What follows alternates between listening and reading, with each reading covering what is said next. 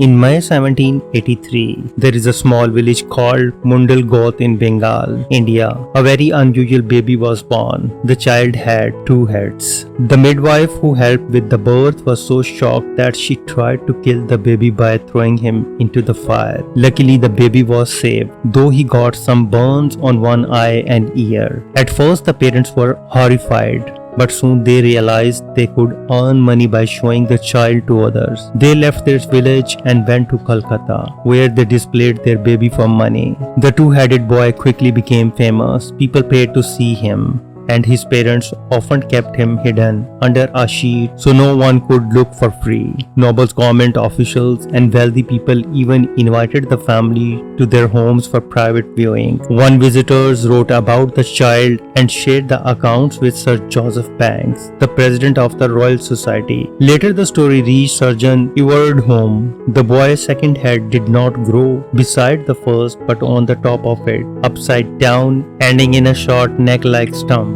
The second head had some differences.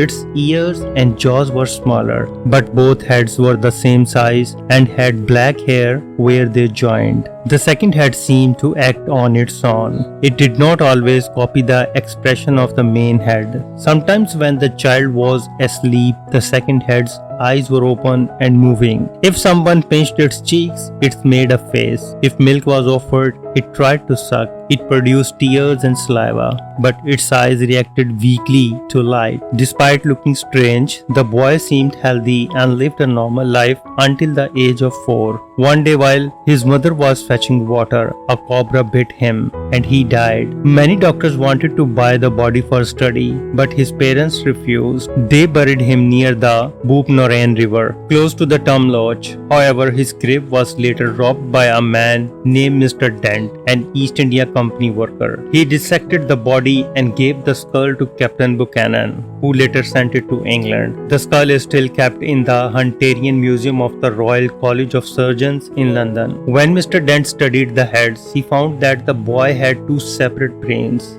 each covered by its own protective layer and supplied with its own blood vessels. The boy's condition is now known as Craniopagus parasiticus, a very rare form of parasitic twinning. It happens in only 2 to 3 cases out of every 5 million births. In this condition, twins starts to develop but do not separate fully, and one twin remains underdeveloped attached to the other. Most babies with this condition are stillborn or die soon after birth. Surgery to remove the second head is the only option, but it is very dangerous. In 2004, a baby named Rebecca Martins was born with this condition in the Dominican Republic, but she died after surgery. In 2005, an Egyptian girl survived a 13-hour surgery but died weeks later due to infection. In 2021, another baby was born with two heads in Romania but sadly survived only a few hours. If you like this video, please comment, share and subscribe. Thank you very much.